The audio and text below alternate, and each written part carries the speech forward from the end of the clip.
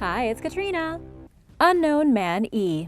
Near the end of the 19th century, Egyptian Antiquities Service head Gaston Maspero found the remains of a young man in a plain coffin bearing no clues as to his identity. Gaston was unwrapping mummies that were found at Deir el-Bahri near the Valley of the Kings. The deceased was wrapped in sheepskin, which was not a great sign as it was a material the ancient Egyptians considered unclean, and his hands and feet were bound.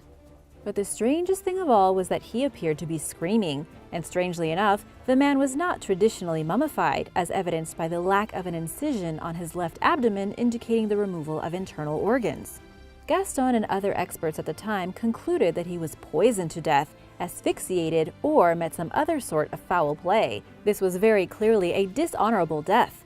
Unsure of his identity, they nicknamed him Unknown Man E, and the mystery of who he was has persisted into modern times. One theory is that Unknown Man E is a Hittite prince who, according to the royal archives, was murdered near the Egyptian border after being sent there to marry Tutankhamun's widow. As a foreigner, he would not have been afforded the typical mummification and burial that was extended to members of Egyptian society. Another hypothesis suggests that Unknown Man E was a high-ranking person who died in an area that lacked mummification knowledge or technology, perhaps during a military campaign. Maybe the area's culture did not view sheepskin in the same negative context that the Egyptians did, and their priests preserved the man to the best of their abilities with the materials available to them.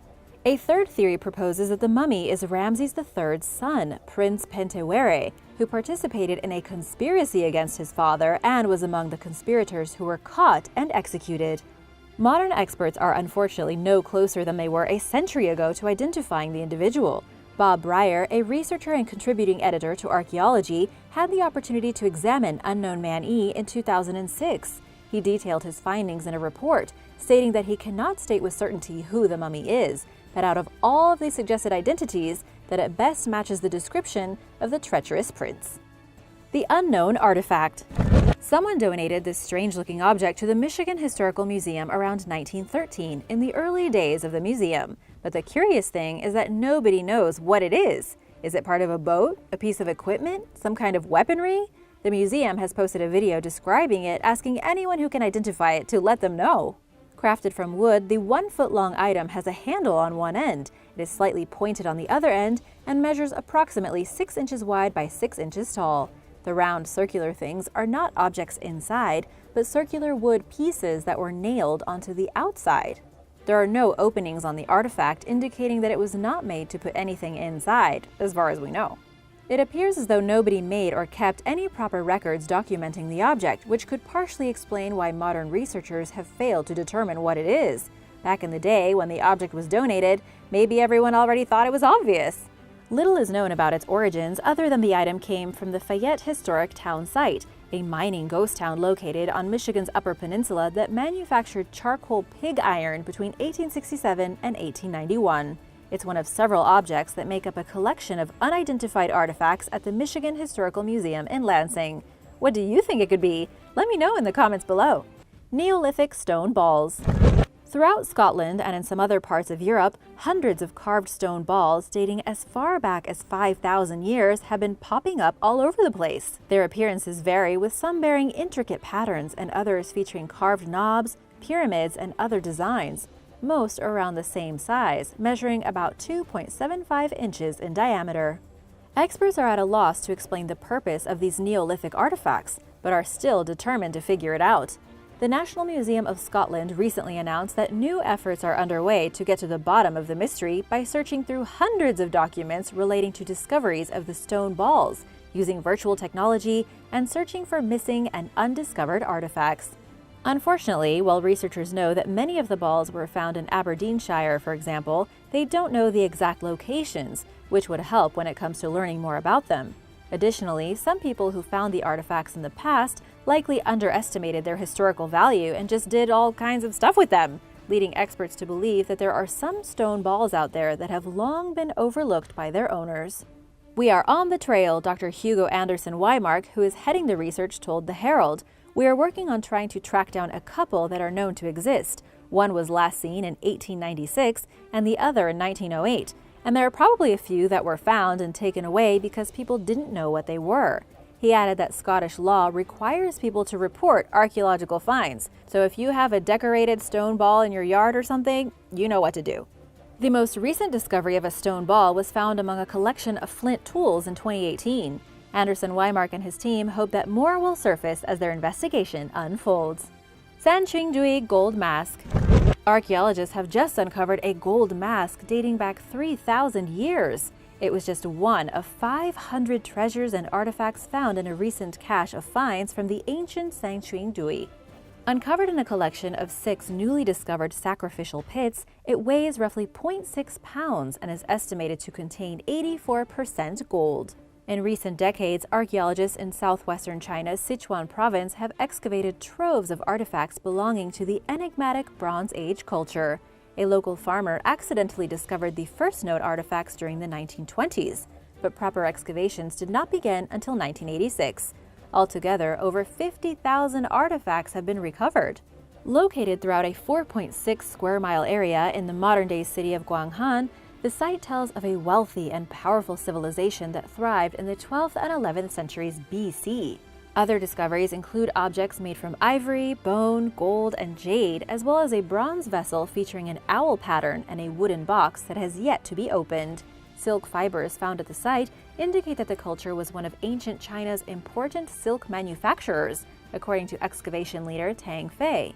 These and the other items have been connected with the ancient Shu kingdom that ruled in the western Sichuan basin until it was conquered in 316 BC. Researchers believe that the items were ritually deposited, burned, and buried, but they admittedly know very little about the Sanchingui or the Shu state, of which few written records exist. It's evident that the Shu culture was unique among surrounding societies, suggesting that it developed independently, making the mystery of who the Sanchingui were all the more intriguing. Medici mystery. Born as Lodovico de Medici in 1498, Giovanni dalle Bandiere was a Medici warrior who earned a fierce reputation at a young age when he was reportedly exiled from Florence at the age of 12 for murdering someone.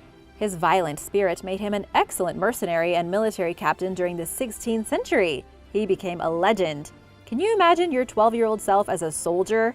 He became known as Giovanni of the Black Bands because he wore these bands after the death of Pope Leo X. Contemporary reports claim that Giovanni died at 28 after being struck by a cannonball. It hit his right leg above the knee, and then reports claim that the amputation was carried out above the ankle, not above the wound. This wouldn't make any sense. The mystery of what happened to him persisted, and in 2013, the famous warrior was exhumed from his burial at the Medici chapels in Florence, along with his wife. Fun fact, they only had one child, Cosimo I, who reigned as the first Grand Duke of Tuscany and created the Uffizi. Anywho, everyone wanted to know what really happened to Giovanni of the Black Bands to know if the surgeon had made a mistake. His bones demonstrate that he was a strong man, about 5 foot 8 inches tall. They showed evidence of having carried extremely heavy armor and that he was often mounted on a horse. The remains included an intact femur with only the lower leg and foot removed, and seem to tell a different story than what's on record. University of Pisa paleopathologist Gino Fornaciari, who led the team investigating the matter, said that the surgeon was accused of killing him, but that wasn't the case. The cannonball had partially amputated his leg, and the remains show that the surgeon did a good job and cleaned out the wound and smoothed the stump. It took at least 10 men to hold Giovanni down during the surgery, but despite everyone's efforts, he died 5 days later. Fornaciari says that with further study, we hope to clarify how Giovanni was wounded and the type of surgical intervention that took place, as well as reconstruct more details about the lives of the Medicis. The Denisovans. Experts are fascinated with a mysterious group of early humans that left their DNA in different groups of modern humans that are around today. But who were they? The extinct human species known as the Denisovans was first identified in 2010 based on mitochondrial DNA from an ancient finger bone. Found in Denisova Cave in Siberia's Altai Mountains, genetic information suggests that these archaic people had dark features and a Neanderthal-like build and facial characteristics. Traces of Denisovan DNA found in modern-day Melanesians, Aboriginal Australians, and Papuans show the Denisovans interbred with early members of our own species, Homo sapiens, before going extinct around 50,000 years ago. Scientists recently determined that they procreated extensively with early humans in the islands of Southeast Asia. We don't really know why they disappeared, but experts' knowledge of the Denisovans is almost entirely limited to what they've learned from DNA, as their fossil record is scarce at best. The only known evidence of their existence consists of a handful of bones found at 2 sites, leading researchers to wonder why they haven't found more Denisovan artifacts, especially in places where a high percentage of their DNA was found in modern populations. Curiously, scientists have noticed that the megafaunal extinction patterns of some of these areas reflect signs of a pre-modern human presence. In other words, it appears as though someone hunted there long before the people who live there today arrived, even those whose presence goes back tens of thousands of years. Maybe it was the Denisovans. Now researchers are on the lookout for more discoveries related to them, or they have to re-evaluate the current fossil record of islands in Southeast Asia. In the words of lead author of the study and ARC research associate from the University of Adelaide, Dr. João Teixeira, whichever way you choose to look at it, exciting times lie ahead in paleoanthropology. Moccasins. Located in the northern shore of Great Salt Lake in Utah, the Promontory Caves were discovered in the 1930s by archaeologist Julian Stewart. They contained rare organic material and artifacts left behind by the people who lived there around 800 years ago, including subarctic-style moccasins, begging the question of why and how the out-of-place footwear ended up at the site. The moccasins were unlike those used by nearby groups, but closely resembled those worn by the Dene people who live much further north, indicating that they were Dene ancestors, Lakehead University professor and geochemical archaeologist Dr. Jessica Metcalf said. Using modern technology, researchers examined chemical traces in the shoes to reconstruct the movement of the people who wore them. An isotope analysis of an ankle strap, a part of the moccasin that was often reused, revealed that the people who lived in the Promontory Caves not only had subarctic Dene roots, but that they also traveled much further south of the Great Salt Lake at some point before their belongings ended up at the site, perhaps into the American Southwest where Dene-speaking people live today. Did you know that you could get that much information out of an old moccasin and an ankle strap? Me neither.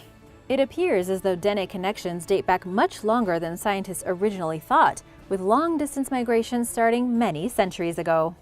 Buried ancient sculptures. During road construction in 2019, archaeologists from France's National Institute of Preventive Archaeology Research discovered the first known megalithic site in the country's central region, consisting of 30 menhirs or monoliths. The huge stones are arranged from smallest to largest in a 500-foot line, aligned facing from north to south.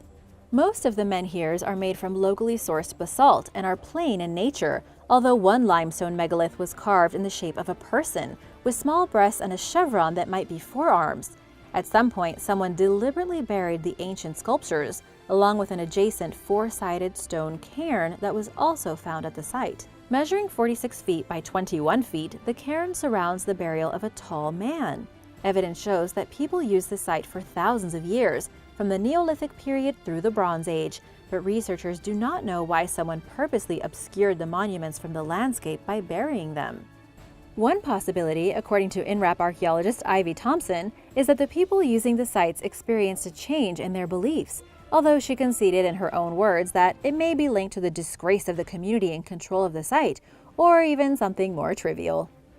Bison bone mystery.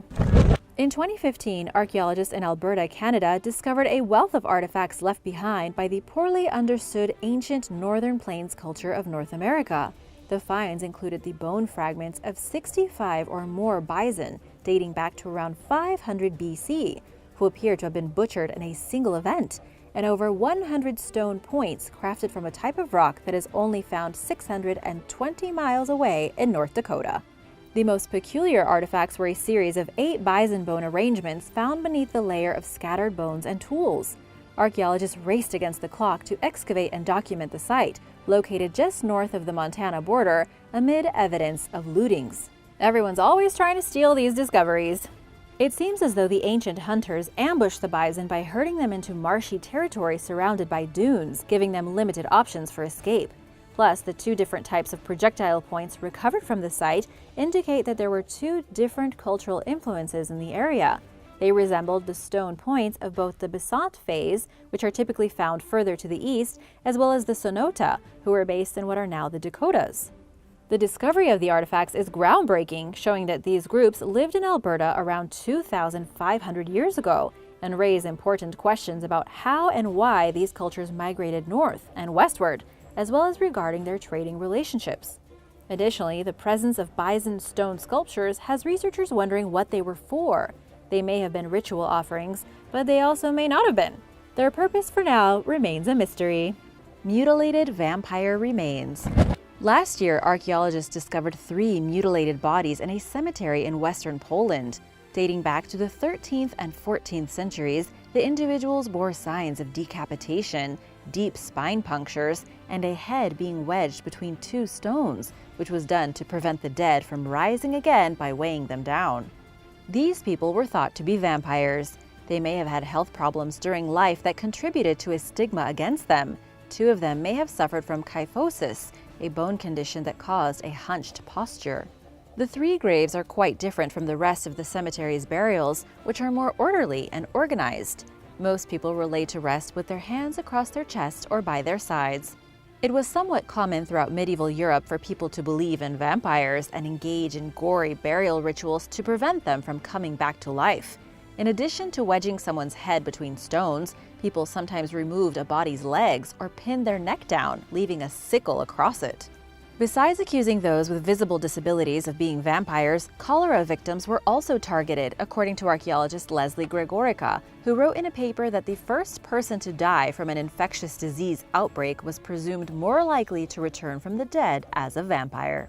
The Holy Right Hand. Every year on August 20th, known as St. Stephen's Day, the right fist of Hungary's first king, Stephen I, is taken out of St. Stephen's Basilica to lead a parade in Budapest. When Pope Gregory VII canonized Stephen I in 1083, the king's remains were exhumed from his grave.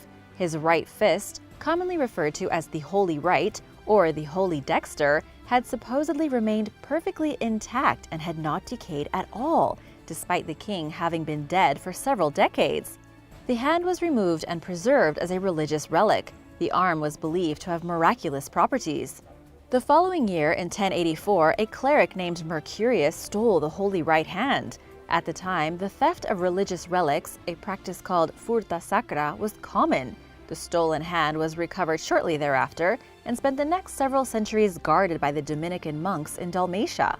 Following the Ottoman occupation of the Kingdom of Hungary's central territories during the mid-16th century, the Holy Dexter was stored in various places, including Croatia, Vienna, and Bosnia. While the Holy Right is an important Hungarian relic, it traveled around the world for many years before returning. Starting in 1860, there was a procession every day on August 20th until the hand once again was moved during World War II. It's a miracle the hand just didn't disappear forever with all of the moves. It was returned after the war, but processions were forbidden by the communist regime. Once the regime fell, the processions began again. No one can keep the hand of St. Stephen down, or the Hungarian people for that matter. Today, visitors can view the Holy Right Hand by inserting a coin into a slot, which will light up its display case for about a minute. Ghost railway tunnels. A pair of train lines in the UK known as the Sandsend and Kettleness Railway Tunnels were completed in 1882. They were supposed to replace the original cliffside coastal train route that was deemed unsafe. These unplanned tunnels were used until May 1958, when the route was removed. Since then, barely anyone has entered them except for urban explorers who trespass into the structures to catch an eerie glimpse of the past. The tunnels have not been maintained since they were abandoned, and entering is dangerous, according to Forgotten Relics, which describes their condition as very wet in parts, resulting in spalling of the brickwork, some of which is significant. The website goes on to say that parts of the tunnel contain a thick orange sludge and bulges and fractures in the sidewall, making them structurally unsound and at risk of collapse. In fact, in 2008, part of the Sandsend Tunnel did collapse, succumbing to pressure from the cliff above it. But the disused tunnels may soon be revived, depending on the results of an ongoing study by the North York Moors National Park Authority to determine if it is feasible or realistic to repair the structures and implement them into a planned train line. The thing is, these tunnels never should have been built in the first place, and they are very unsafe. For now, everyone is urged to keep out. Self-castration clamps. The Romans began worshipping the fertility goddess Cybele around 200 BC, having adopted the deity from Asia Minor during the Second Punic War. Cybele had a devoted following that had an emotional appeal and was especially popular among women. Male priests of the goddess and certain other deities castrated themselves as part of their service, using a set of forceps to get the job done. One such set of castration clamps was discovered in the Thames River at London Bridge during the 1840s. Made from bronze, they are decorated with busts of Cybele and her lover Attis, as well as other Roman gods and goddesses and various animals, including a bull and a lion. Decorate it however you like, but the end result was the same. The forceps likely date back to the 2nd or 3rd century and were probably made in Italy or some part of the Roman Empire, according to author and antiquities blogger Roger Pierce, who also noted that the device broke and was repaired at some point, indicating that it was heavily used. This type of self-mutilation was put to an end during the 4th century, when Christianity gained popularity and began punishing the practice in hopes of stopping people from doing it. Saint Anthony's tongue. Saint Anthony, who was of Portuguese descent, was sickly for much of his early priesthood, spending a lot of time at a hospital in Italy. When his talent for speaking was discovered, however, he began touring Italy and France to deliver powerful and captivating sermons, despite his chronic health issues. The papal court praised the man's speeches, calling him the jewel case of the Bible, and Pope Gregory IX declared Anthony the Ark of the Testament. He died in 1231 from edema and was buried in a small church. Not long after that, he was canonized. It was eventually decided that St. Anthony's body would be relocated from its original resting place and reburied at a new basilica that was built in his honor. When his body was exhumed in 1263, 32 years after his death, his tongue was reportedly intact, still wet and glistening, despite the rest of his body having decomposed. This was perceived as material proof of the man's gift for words themselves and for teaching the Word of God. St. Anthony's tongue, jaw, and forearm were removed from his body and put on display in specially designed reliquaries in the Chapel of the Relics at the Basilica of St. Anthony of Padua in Italy, where the relics remain today, and the rest of his body was entombed in a nearby chapel. The relics briefly left their permanent home to tour parts of Europe and the US, including New York City's major Catholic churches in late 2013, to commemorate the 750th anniversary of the relic's discovery. Who was Jack the Ripper? Between August and November 1888, an infamous yet unidentified serial killer known only as Jack the Ripper murdered 5 women in London's Whitechapel district. To this day, theories abound regarding who the perpetrator was, and over 100 men have been named as possible suspects. One unusual hypothesis, posited by a retired Irish lawyer named John Morris, suggests that the culprit wasn't a man at all, but a female named Lizzie Williams. She was married to a physician named Sir John Williams, who is among the accused himself. Morris claims that Lizzie killed the prostitutes out of a jealous rage stemming from her own infertility.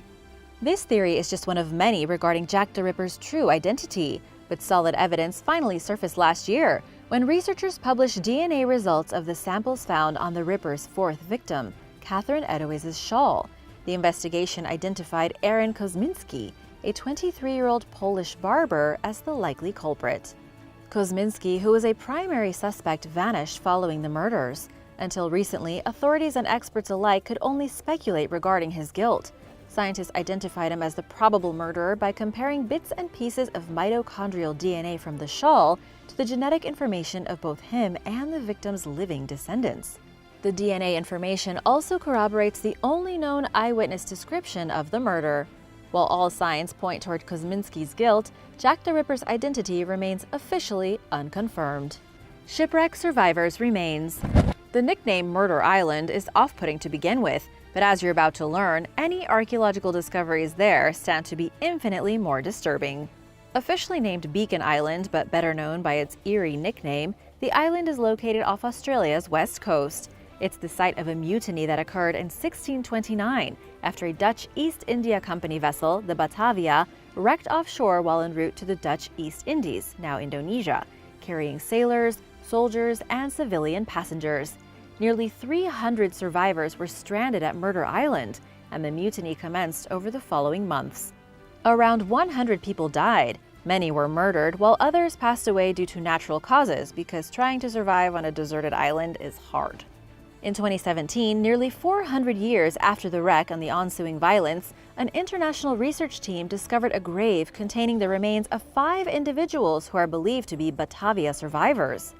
The individuals were arranged neatly with some artifacts lying beside them. Professor Alistair Patterson explained to Paul Wright from the International Business Times that the grave provides vital clues about what happened at Beacon Island, including how the deceased met their fate, stating the communal burial suggests careful and respectful burial, not the hurried work of hiding murder victims. These may be people who died in the days following the wreck, but before the mutiny and mass killings were underway. This particular burial is far less gruesome than some others that have been found on Murder Island, including graves containing murdered individuals, such as a man with part of his skull sliced off. Ongoing studies, including isotope analyses, are not only helping scientists better understand the disturbing fate of the Batavia's passengers, but where the people came from before sailing on the ship and meeting their untimely ends. AntiVampire Amulet. The Mandaeans are an ethno-religious group that have lived in what is now Iran and southern Iraq for thousands of years. Around 1600 years ago, someone from this society inscribed a lead amulet with an incantation in their language, Mandaic, that claims to protect against those who eat flesh and drink blood. Archaeologists only recently deciphered the engraving, which reflects the Mandaeans' complex religion that blended various beliefs. It states, "In the name of life may there be health to the spirit and soul of Abiya, the pendant's wearer, the son of Mahua." The amulet also calls on the Archangel Gabriel, an important figure in the Mandaean religion, to stop flesh-eating and blood-drinking spirits and throw down, bind, strike, kill, and fetter the demon. The artifact is roughly 8 inches long by 1.7 inches wide and looks like a long piece of lead when unfolded. Altogether, it contains 62 lines of text. A Jerusalem-based collector whose relative purchased the amulet during the 1950s sold it to Center College in Danville, Kentucky in 2009, along with 2 other pendants for $5,000. What sets the items apart from other alleged inscriptions from Iraq are a set of photographs from the previous owner that the collector provided to verify their authenticity. This is especially important because looting is extremely common in southern Iraq, and many experts refuse to examine artifacts without a traceable provenance or verified legal ownership. All 3 amulets are made of lead with a copper coating. Center College chemist Jeff Feiberg dated one to around 450 AD and another to 750 AD. Given their age, they are useful for learning more about the Mandaeans' religion and how it has evolved over time. There are around 50,000 Mandaeans living today. Although the amulet itself may spread an eerie message, the culture is one of pacifism and zero tolerance for violence. Until recent decades, the Mandaeans lived exclusively in Iran and southern Iraq, but political persecution and warfare have forced many to flee to other countries. The head of St. Oliver Plunkett. 17th century martyr Oliver Plunkett became Ireland's first new saint in nearly 700 years when he was canonized in 1975, and in 1997, he became the country's patron saint for peace and reconciliation. Plunkett became a priest during the aftermath of the Cromwellian conquest, which saw the persecution and execution of the Catholic clergy. Not surprisingly, he too became a victim of bitter anti-Catholic sentiments when he was targeted in the Popish Plot, a conspiracy to further hatred towards Catholics. Accused of promoting the Roman faith, he was found guilty of high treason and sentenced to death. Plunkett was hanged and quartered in 1681 at age 55. The priest's body parts were buried in 2 tin boxes, but were exhumed a few years later in 1683.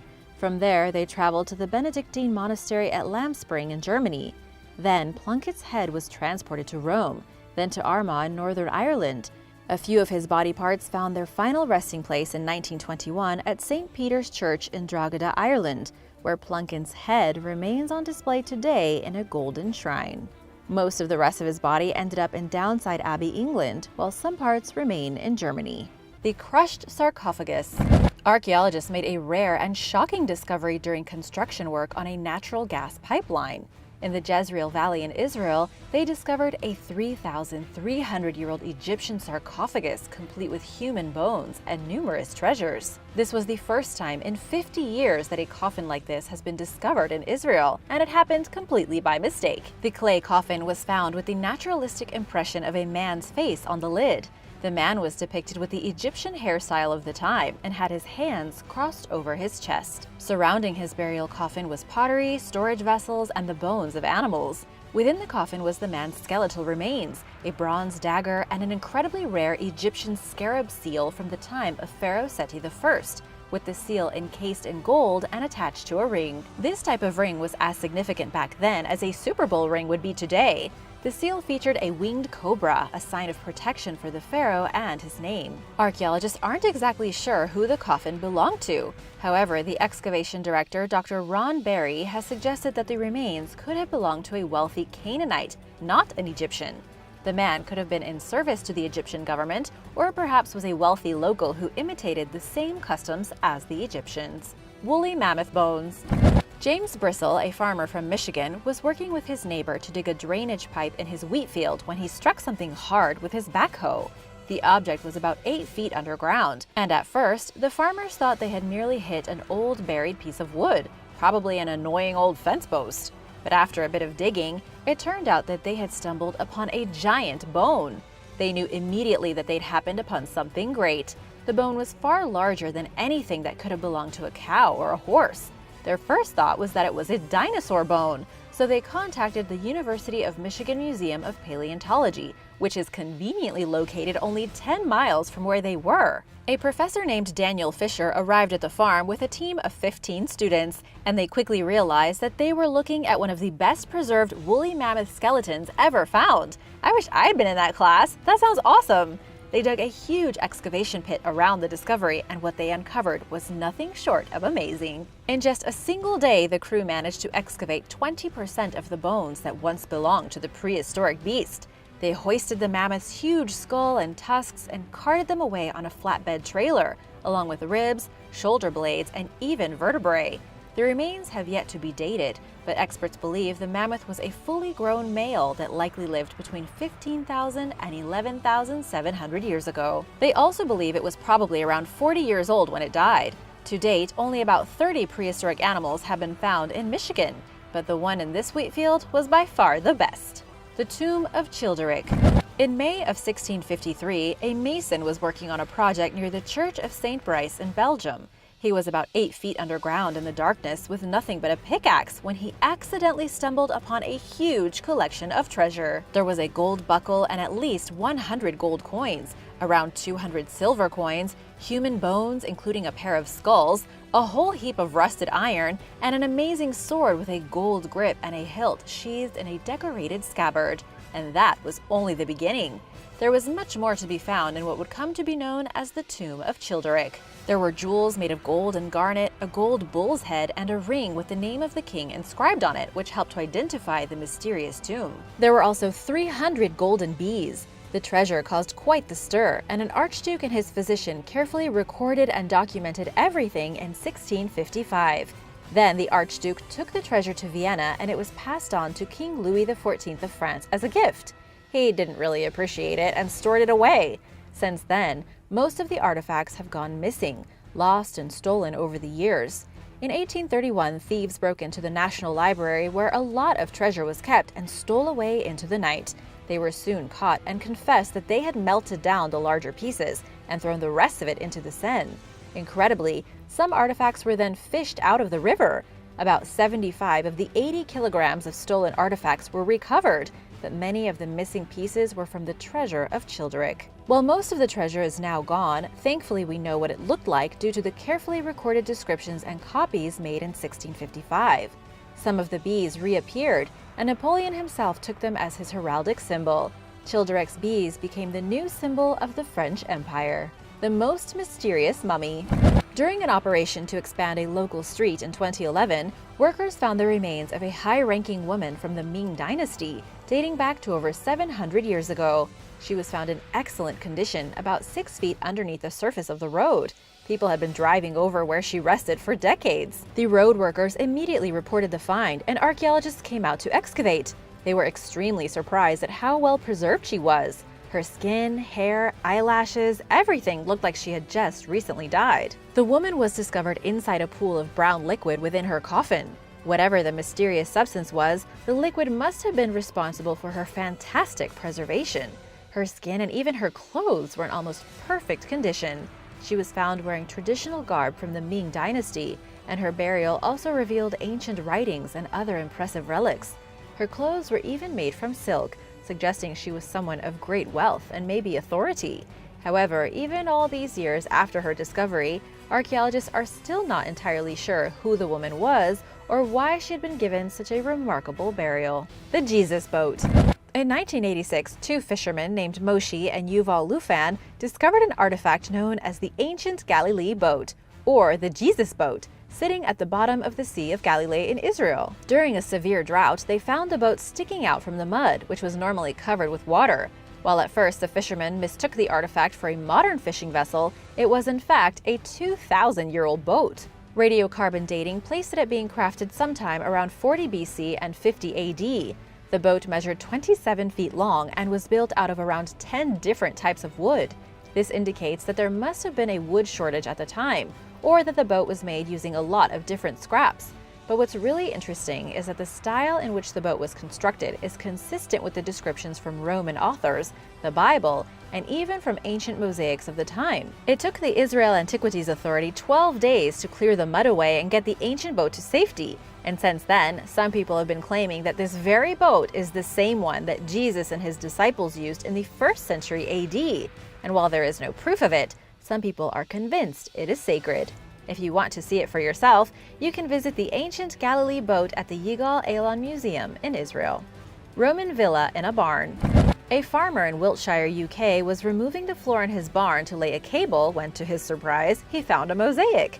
He stopped his renovation work and took a photo of it to send to the local council. Within 24 hours, archaeologists came to his home to learn more about the amazing find. They carefully excavated the area, and it turns out that the mosaic was part of the floor of a much larger Roman building. Over the course of 8 days, they continued to carefully reveal the site, which was one of the largest villas to ever be found in the country. It's thought to have been built at some point between 175 and 220 AD, and was 3 stories tall. The dig also found a wide variety of artifacts like brooches, coins, pottery, and even a trash area filled with oyster shells. This indicates that whoever lived in this enormous house was extremely wealthy, with the large mosaic and imported oysters. Perhaps the villa belonged to a governor, or even an emperor. The Certica Ruins. The capital city of Bulgaria stands on the ruins of many ancient cities from thousands and thousands of years ago. The modern buildings of Sofia tower above what used to be the settlement of Certica, a once powerful seat of a Thracian tribe. Occupation dates way back to the Neolithic period. The settlement of Certica was eventually replaced after being conquered by Alexander the Great, and later on by the Romans. But its history remains. In 2010, excavations to build a metro line through the now modern city revealed archaeological discoveries spanning 600 years of occupation. It was completely unexpected, and 2 teams of archaeologists working with both the National Archaeological Institute and the Sofia History Museum got to work extracting and labeling the amazing finds. While building the metro station, the archaeologists found pottery dating back to prehistoric times, amazing Roman artifacts, and even pieces of an early Christian basilica built near the end of the 4th century and later destroyed by the invasion of the Huns 100 years later. Basically, an entire underworld of ancient relics was found beneath the city streets of Sofia and can now be seen inside the finished metro station in a small but impressive museum. The Edinburgh Vaults. The Edinburgh Vaults are considered to be one of the most haunted places in all of the United Kingdom. That's saying a lot. These vaults are a series of underground chambers formed by the 19 individual arches of Edinburgh's South Bridge in Scotland. It all began in 1788 when a bridge was proposed to link High Street with the famous University of Edinburgh. The bridge was built and many businesses ended up getting displaced and having to move underneath the arches, where it was dark and dank and often filled with water. Within just 30 years, the vaults were abandoned by all legitimate businesses. Immigrants fleeing from the potato famine in Ireland moved into the underground vaults, and slowly it turned into a horrifying criminal district. There was rampant disease, widespread gambling, and all kinds of wicked activity, and apparently people who died in the vaults were sold to the nearby medical school. However, in the 1860s, the vaults were filled with rubble to stop people from coming around anymore. Then everyone just kind of forgot about it until a chance excavation in the 1980s revealed the forgotten tunnels. During a construction project, workers found buttons, horseshoes, and old toys, reminders of what once was. The tunnels were then opened back up and turned into a tourist attraction. Visitors feel gusts of cold air, hear women singing and children screaming, and there are several ghosts and spirits. Would you visit the mysterious vaults? Let me know in the comments below. The Banwell Bone Cave. In 1757, miners accidentally broke into a cave system that would later prove to be an archaeological wonder. Nothing was found in the beginning, and it wasn't until around 70 years later in 1824 that the local ruling powers decided to turn the cave into a tourist attraction to raise money for a local school. It was then, while workers were trying to make a tunnel so that visitors could navigate the cave more easily, that this second cave was discovered, what would come to be known as the Banwell Bone Cave. The reason this cave is such an interesting discovery is that within its cramped and dark passages, scattered across the floor were the bones of bears, reindeer, wolverines, and all kinds of other animals that lived from the beginning of the last ice age, 50 to 80,000 years ago. Besides all of these remains found in what is called the Bone Cave, another was discovered off the main chamber in the 1950s, and later nicknamed the Ruby Chamber for its red walls. There is another cave called the Stalactite Cave, which is full of dramatic formations and large mineral deposits. A skeleton and dagger with gold were also found on the property, indicating that the cave system was probably used by people many years ago. Now, the Ice Age bones can be found in collections around the world. The Underground City. In 1963, a man living in the Cappadocia region of Turkey decided to do some home renovations. He knocked down a wall in his basement and fell into what would turn out to be one of the most incredible archaeological discoveries of all time. Behind the wall in this man's basement was a secret tunnel to the underground city of Derinkuyu. The hole in the wall led archaeologists into a massive underground city about 200 feet below the ground that had initially been designed to hold roughly 20,000 residents and their livestock. The city had churches, a school, food storage areas, it had wineries, vents to the surface for air, and hidden entrances all throughout the nearby hills. The city was designed to hide the inhabitants of the region during a siege, as there was enough room for the people and their food to hold out for a significantly long time in case they were under attack. And the whole time, the invaders would have had no idea that the people were right below their feet. The city was probably fully built by the Byzantine era when it was used during the Arab-Byzantine Wars from 780 to 1180. During the 14th century, the Christians went underground. Even up until the 20th century, the locals would use the underground cities to escape persecution. In 1923, the Christians were expelled from Turkey and moved to Greece, and the underground city was forgotten. National Geographic reports that a housing construction project has unearthed another large underground city that may even be bigger than Derinkuyu. Construction workers demolishing homes found a network of rooms and tunnels. Like Derinkuyu, the site was enormous and self-sustaining with water and air shafts. When an enemy came, locals would flee underground, taking their livestock and blocking the tunnels with large round stone doors. There are probably many more that have yet to be revealed. The Pleiades Constellation. The Pleiades Constellation is often known as the Seven Sisters, and it is a star cluster seen in the constellation of Taurus. These stars are some of the most obvious that you can see with the naked eye at night. The stars are distinctly blue and can be seen hovering inside a faint cloud of space dust. They are depicted by almost every ancient society on Earth, from the Greeks to the Chinese, and from the Maya to the indigenous tribes of North America. Everywhere you go on Earth, the Seven Sisters are depicted in one way or another. This star cluster has served as a calendar to help mark seasons for many civilizations. When the cluster appeared, it marked the beginning of navigation season in the Mediterranean. For the Zuni tribe, it was time to plant seeds. For the Druids, when the Pleiades reached its highest point in the sky, it meant that the veil between the dead and the living was at its thinnest. Sometimes you can see 6, not 7 Pleiades stars, and the so-called lost star also seems to have a universal theme. The astronomer Robert Burnham Jr. found the lost Pleiad myth in stories told by European, African, Asian, Indonesian, Native American, and Aboriginal Australian people. And there is a reason for that. The 7th star, Pleione, is different because it is a shell star that varies in brightness, so sometimes it gets lost. But there is no way that ancient people would know this. They just observed that sometimes they could see it and sometimes they couldn't.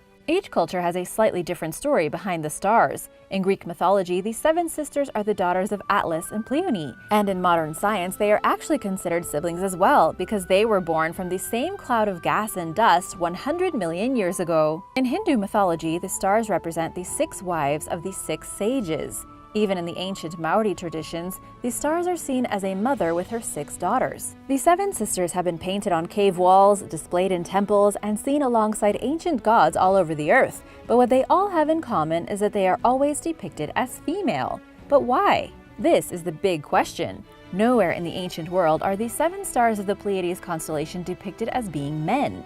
And while it does make sense that different ancient cultures would draw the same stars, after all, everyone would have seen the constellation no matter where they were, it's quite curious that they all showed the stars as women, mothers or daughters, sisters or wives. Mayan Pompeii. Pretty much everyone is familiar with the legendary Pompeii, the city that was buried in ash when Mount Vesuvius erupted in Italy. But did you know that almost the exact same thing happened in El Salvador? Human remains have just been discovered for the first time in El Salvador's Joya de Serén, a city which was also buried by an almost identical volcanic eruption that happened about 1,400 years ago. The archaeological site is often referred to as the Mayan Pompeii because of its startling similarities. El Salvador's Ministry of Culture reports that the cataclysmic eruption of the nearby Loma Caldera volcano ruined a ton of Mayan sites in the area, but helped to preserve the entire city of Joya de Serén, preserving everything in almost perfect condition, frozen in time, just like Pompeii. Here, the volcanic eruption happened in 535 AD, hundreds of years after the incident at Pompeii, which was in 79 AD. It's believed that this volcanic eruption, or several at the same time in Central America and Iceland, changed the world forever, plunging it into darkness with its effects felt all over the world. The atmosphere was filled with ash, blocking the sun and making everything cold. Crops died, disease spread, wars began, and 536 became the worst year to be alive. Like Pompeii and Herculaneum in Italy, the remains of Joya de Serén were discovered in exceptional condition. Unfortunately, not as much research has been done in El Salvador compared to Italy, and it was the first time that human remains have been found in the city covered in ash. This person died before the eruption and was buried with an obsidian knife. Excavations are slowly ongoing as researchers wait for funding to uncover what life was like in the Maya city in 535. Ancient designer handbags. All over the world, statues built by ancient cultures have been spotted holding mysterious handbags. Nobody's really sure what these handbags represent, although the lack of evidence hasn't stopped conspiracy theorists from labeling them as proof of time travel, saying that ancient deities were returning from the future with designer bags. This probably isn't the case, just throwing that out there, and it's more likely that the handbags shown in the statues were just ordinary bags. But then, it is a little suspicious that the exact same bags can be seen in depictions from Mesopotamia all the way to Mexico. It's likely that both cultures used bags to carry things, but why would they have similar handbags being held by gods carved in stone? What is this mysterious purse? Writer Carrie Sullivan points out that the shape has appeared in depictions made by the Sumerians of Iraq, in the ruins of ancient Turkish temples, in decorations of the Maori of New Zealand, and in crafts made by the Olmecs of Central America. Handbags can be seen in the art of disparate cultures from around the world and throughout time, with the first known instance of a handbag appearing at the end of the Ice Age. They are probably not bags at all, but baskets. The baskets are most likely symbols, representing ancient knowledge held by only those at the highest ranks of society in ancient cultures. What were all these cultures trying to show? One theory is that it is a representation of the cosmos. The square represents the Earth, and the semicircle that makes the bag's strap is the hemisphere of the sky, and together they form one, the material and the non-material. In this depiction, it would be easier for common people to understand these abstract concepts. The oldest representation of the handbag can be found in Göbekli Tepe, one of the oldest temple complexes ever discovered and possibly the beginning of religion. There are animals, gods, and 3 handbags. The winged sun disk. The winged sun disk is one of the oldest and most important symbols that can be found throughout all of the ancient world. It can be seen in many different variations, from the Sumerians to the Assyrians. The winged sun disk is a sign often associated with royalty and power. It can be found in the ruins of ancient Egypt, the dusty relics of Persia, and even in more obscure archaeological sites in Anatolia. The symbol itself is almost always a circular disk being carried on the wings of a bird. In Egypt, the bird is the god Horus, and the disk in the middle represents the sun. However, there are a lot of different variations of this. For example, sun disks can also be found being held by a pair of cobras with opened hoods. Then there is different symbolism.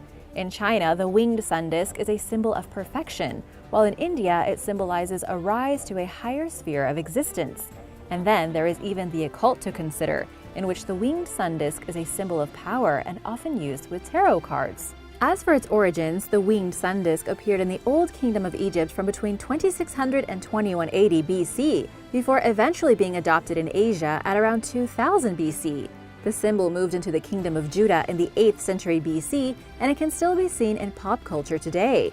Nobody knows exactly why this seemingly ordinary depiction of the sun riding on the wings of a bird managed to spread throughout the world and persist for over 4,000 years, but it's one of the longest-lasting symbols in human history.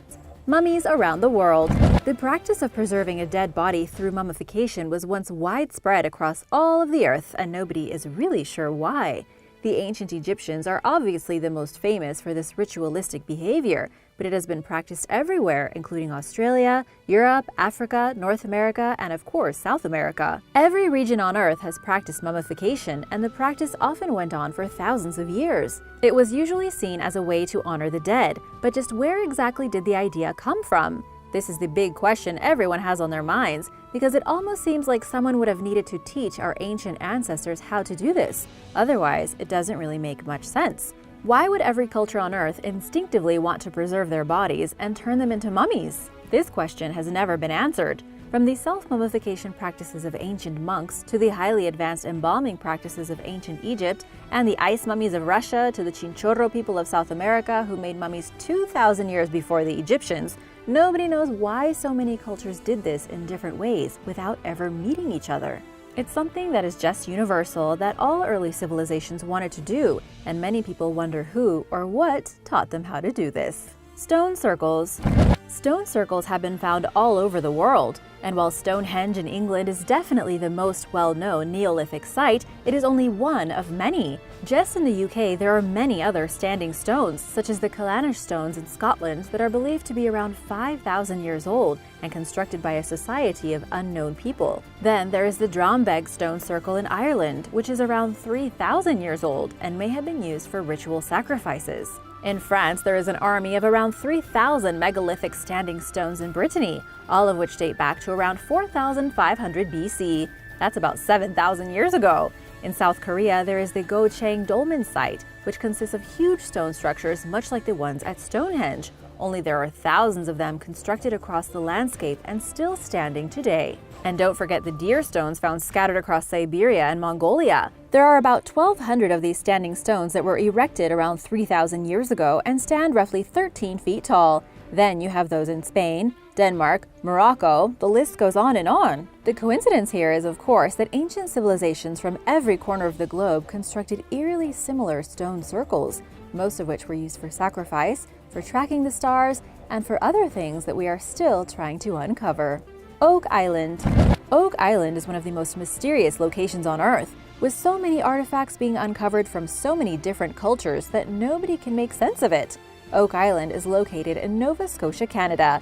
It has been surrounded by legends and rumors of a lost treasure, and of course is the site of the TV show, The Curse of Oak Island, on the History Channel. Theories range from gold brought over secretly by the Knights Templar to Captain Kidd pirate booty. Treasure hunters have been excavating and searching for hundreds of years. One of the biggest finds ever was a lead cross. Testing showed that the lead cross came from southern France, meaning it probably was brought to Canada from Europe sometime between 1200 and 1400. This is some of the best evidence that suggests the Knights Templar arrived in North America far before Christopher Columbus. But things get even weirder and more coincidental. A garnet brooch was found dating back 500 years and was also apparently from France, and iron spikes from the 1700s were also found. Human bones have been dug up, pottery, and even a stone carved in what many believe to be ancient Viking runes. The big mystery with Oak Island is the sheer scope of artifacts from different cultures that have been found. From the Knights Templar to the Vikings, it's hard to believe that something big wasn't going on with this island hundreds of years ago. Otherwise, it would be an awful big coincidence that so many treasures from so many different civilizations ended up on a random island off the coast of Canada. Peruvian hieroglyphics. Hieroglyphics have been found in the highlands of Peru, leading some to speculate that ancient South American cultures may have somehow had communication with ancient Egyptian people, since the hieroglyphics are kind of similar. The hieroglyphics were found carved in stones that had likely been used as building blocks for ancient structures. These blocks were found near the small town of Huaro, and they were recently inspected by a professional anthropologist from the local museum. They were interpreted as being symbols of the origins of life, and are believed to be crafted by an unknown culture who lived in the same region hundreds of years ago.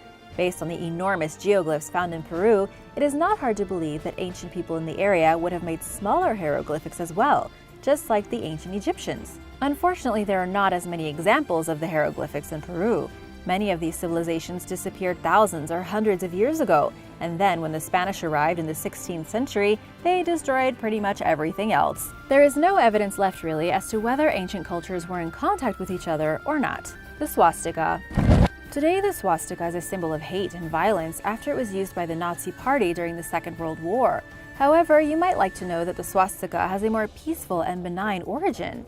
It came from the Sanskrit word swastika, which meant conducive to well-being. It has been found throughout the entire world on all kinds of ancient artifacts. In fact, the oldest known representation in the world dates back 15,000 years.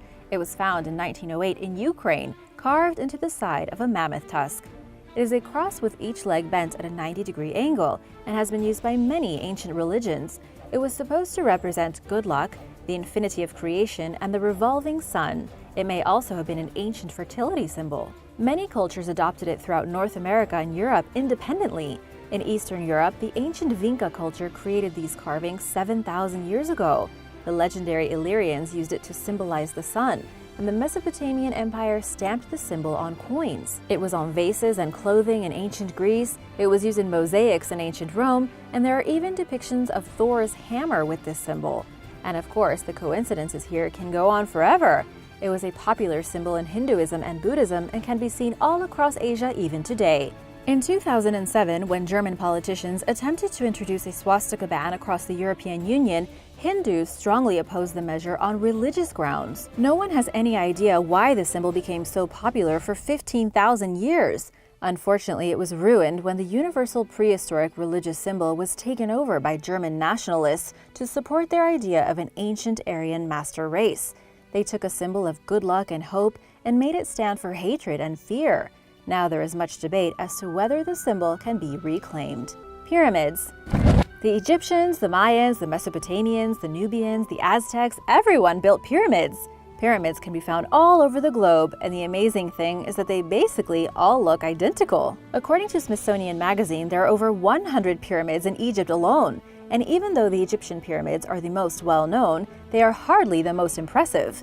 The pyramids at Teotihuacan in Mexico are just as impressive, with the largest being the Pyramid of the Sun, with a square base about 730 feet wide. Every ancient culture of the earth built pyramids of varying size and shape. For example, there are hundreds of pyramids in central Sudan, what was once the Kingdom of Nubia. However, the pyramids here are smaller than their Egyptian neighbors and narrower. An Italian explorer even broke one of the Nubian pyramids open, hoping to find some treasure inside. He didn't, and the pyramid still stands broken today. Of course, many people would have you believe that the pyramids were used as beacons for contacting extraterrestrials. Either that, or they were at least built with the help of extraterrestrials. But the truth is, that's probably not what happened. Almost all of the pyramids were likely built as a universal symbol of reaching to the heavens and as special burial places. Thanks for watching! Do you think the ancient cultures of the world are connected? Let me know in the comments below. Remember to subscribe if you haven't already, and I'll see you next time!